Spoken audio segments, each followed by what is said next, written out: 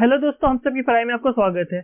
आज के इस वीडियो में हम लोग class 8 science chapter first crop production and management उसको डिस्कस करने वाले हैं। आज का जो टॉपिक है इरिगेशन, उसको स्टार्ट करते हैं। इरिगेशन यानी आपका सिंचाई। All living being need water to live. जीवित या फिर आपका जिंदा रहने के लिए जो भी लिविंग बीइंग्स है उसको पानी की रिक्वायरमेंट होती है। Water is important for proper growth and development. किसी भी लिविंग बीइंग, चाहे वो आपका एनिमल हो या फिर प्लांट है, उसके प्रॉपर ग्रोथ और उसके डेवलपमेंट के लिए पानी की बहुत ज्यादा इंपॉर्टेंस होती है। Water is absorb by the plant roots along with water. Mineral and fertilisers are also absorbed. Plant roots यानी आपको जो पौधे के जड़ होते हैं उसके द्वारा पानी को एब्जॉर्ब किया जाता है। पानी के साथ साथ जो आपका खनिज होता है या फिर आपका जो उर्वरक होता है उसको भी जो आपका प्लांट रूट है वो एब्जॉर्ब करता है। Plants contain nearly 90% water. पौधे में लगभग 90% आपका पानी होता है। Water is essential because germination of seed doesn't take place under dry condition. आप इस डायग्राम में देखो, यहाँ जो सीड जर्मिनेट हो रहा है उसके लिए पानी की जरूरत होती है। पानी के बिना यानी ड्राई कंडीशन में आपका जो सीड है वो जर्मिनेट नहीं कर पाएगा। Nutrients dissolve in water are transported to each part of the plant. पानी के अंदर जो आपका पोषक तत्व डिसॉल्व होता है वो बहुत ही आसानी तरीका से प्लांट के हर एक पार्ट में आपका ट्रांसपोर्ट हो जाता है, पहुंच जाता है। Water also protect the crop from both frost and hot air current. पानी क्रॉप्स को बहुत ज्यादा ठंड और आपका गर्म हवा से बचाता है। To maintain the moisture of the soil for healthy crop growth, field have to be watered regularly. Healthy crops growth के लिए आपकी मिट्टी के अंदर नमी होना चाहिए। उस नमी को मेंटेन करने के लिए आपको लगातार अपने क्रॉप फील्ड में पानी देते रहना होता है। The supply of water to crops at regular interval is called irrigation. The time and frequency of irrigation varies from crop to crop, soil to soil and season to season. Regular interval यानी आपको जो निश्चित अंतराल में हम लोग जो खेतों में पानी देते हैं उसी को बेसिकली इरिगेशन कहते हैं। इरिगेशन वो डिपेंड करता है क्रॉप्स पे, सॉइल पे और सीजन पे। आपको जो इरिगेशन का टाइम है या जो फ्रीक्वेंसी है वो वेरी करते रहता है crop to crop, soil to soil और सीजन टू सीजन। किसी क्रॉप में ज्यादा पानी चाहिए, किसी क्रॉप में कम पानी चाहिए। वैसे ही आपका सॉइल हो या फिर आपका सीजन हो, जैसे कि अगर हम गर्मी सीजन की बात कर ले तो उसमें ज्यादा पानी की रिक्वायरमेंट हो जाएगा। अगर हम विंटर सीजन की बात कर ले तो उसमें पानी की रिक्वायरमेंट कम हो जाती है। सो हम लोग जो इरिगेट करते हैं क्रॉप्स को वो वेरी करते रहता है। In summer the frequency of watering is higher. Why is it so? Could it be due to increase rate of evaporation of water from the soil and the leaves. हम लोग गर्मियों में खेतों में पानी बार बार और ज्यादा देते हैं। यहाँ पे क्वेश्चन पूछा गया है ऐसा क्यों? इसका यहीं पे जवाब दे दिया गया है। आपका जो इवापोरेशन रेट है वो गर्मियों में बहुत ज्यादा हो जाता है, यानी टेम्परेचर हाई होगा तो आपका जो वाटर है वो इजीली वाटर वेपर में कन्वर्ट हो जाता है। तो इसी वजह से हमारे सॉइल में पानी की कमी हो जाती है, इसलिए हम लोग गर्मियों में बार बार और ज्यादा पानी को देते हैं। Source of irrigation. The sources of water for irrigation are wells, tubewells, pond, lakes, rivers, dams and canals. सिंचाई के लिए क्या क्या स्रोत है? तो बहुत सिंपली आपने देखा भी होगा, हम लोग वेल्स के थ्रू, ट्यूबवेल्स के through, ponds, lakes, river, dams और कैनाल्स के थ्रू अपने खेतों में पानी को पटाते हैं। इरिगेशन करने के लिए हमारे पास दो मेथड होता है, एक तो ट्रेडिशनल मेथड हो गया और दूसरा आपका मॉडर्न मेथड हो गया। तो हम लोग सबसे पहले ट्रेडिशनल मेथड ऑफ इरिगेशन की बात कर लेते हैं। The water available in wells, lakes and canal is lifted up by different method in different region for taking it to the field. Wells यानी आपका कुआं, लेक्स यानी झील, कैनाल्स यानी नहर में जो आपका पानी अवेलेबल होता है उसको हम लोग निकाल कर खेतों तक पहुंचाते हैं। लेकिन अलग अलग रीजन में हम लोग अलग अलग ट्रेडिशनल मेथड का यूज करते हैं इरिगेट या सिंचाई करने के लिए। ट्रेडिशनल मेथड में हम लोग 4 टाइप्स पढ़ेंगे। एक आपका मोत यानी पुले सिस्टम हो गया, दूसरा चेन पंप हो गया, तीसरा ढेकली और चौथा आपका राहत यानी लेवल सिस्टम हो गया। कैटल और human labour is use in this method, so these methods are cheaper but less efficient. Traditionally method के थ्रू इरिगेट करने के लिए हम लोगों को या तो जानवर की रिक्वायरमेंट होता है या फिर ह्यूमन लेबर की रिक्वायरमेंट होता है। इसी वजह से हम कह सकते हैं जो ट्रेडिशनली मेथड होता है वो बहुत ही ज्यादा सस्ता होता है लेकिन लेस इफिशियंट भी होता है और आपको बहुत समय भी लगता है। यानी जो ट्रेडिशनली मेथड है वो टाइम कंज्यूमिंग है और लेस इफिशियंट है। इसमें जो पानी होता है वो बहुत ज्यादा अनयूज हो जाता है। अब हम लोग जो अलग अलग मेथड है उसको डिस्कस कर लेते हैं। सबसे पहले आपका मोत यानी पुले सिस्टम की बात कर लेते हैं।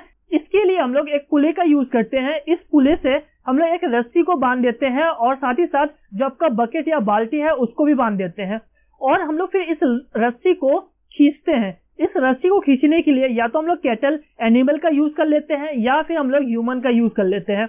उसके बाद जब पानी इस बकेट में भर के ऊपर आ जाता है रस्सी को खींचने के बाद, तो हम लोग मैन्युअली इस बाल्टी से जो एक नाला बना होता है उसमें डाल देते हैं। इसी नाला के थ्रू खेतों तक पानी पहुंचता है।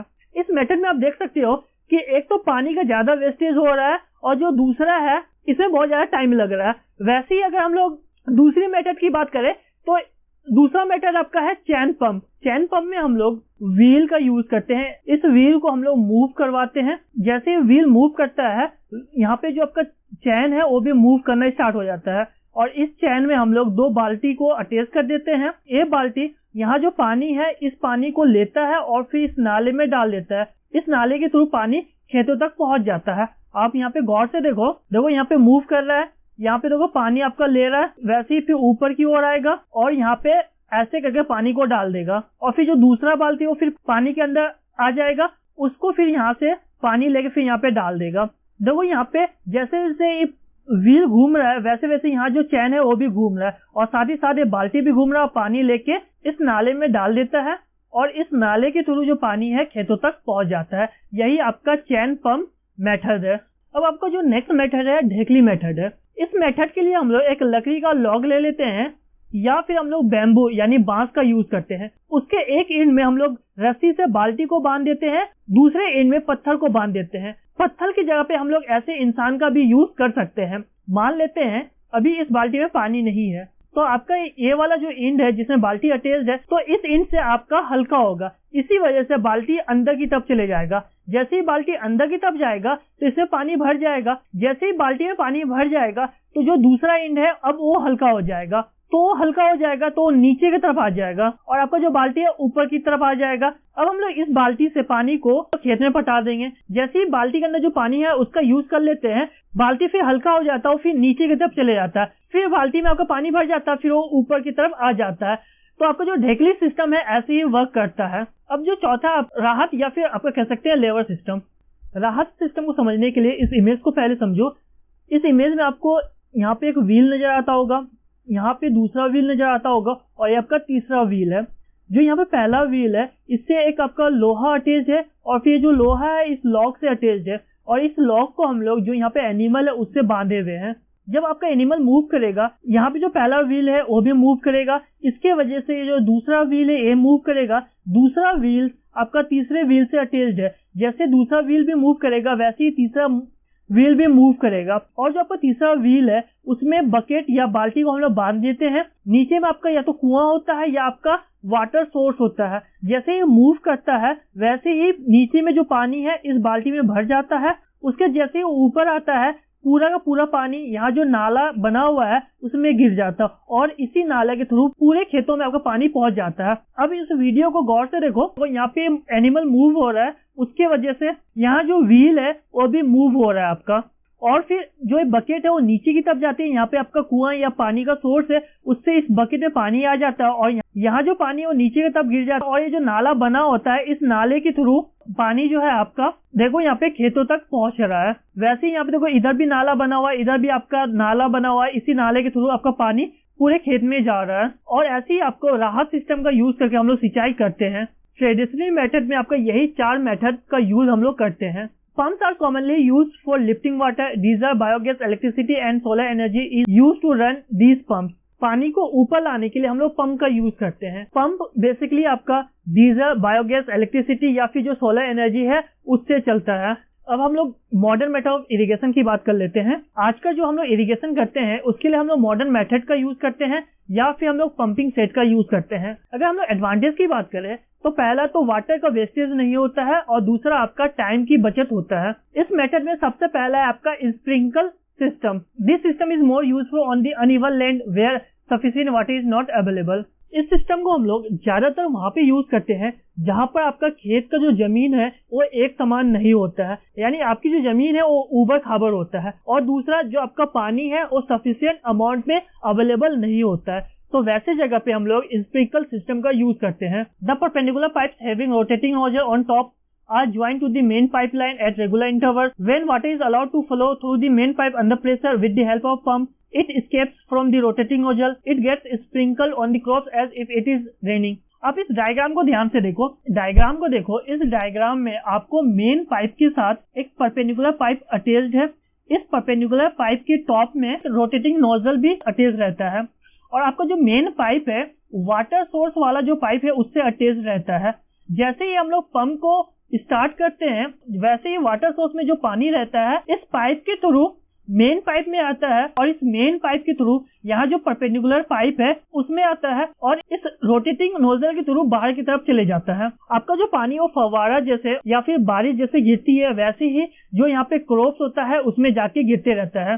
Sprinkle is very useful for lawn, coffee plantation and several other crops. Sprinkle का जो हम लोग यूज करते हैं बेसिकली लॉन में करते हैं या फिर जो कॉफी प्लांटेशन है उसमें करते हैं। आपका जो दूसरा सिस्टम है drip system. In this system, the water falls drop by drop directly near the root, so it is called drip system.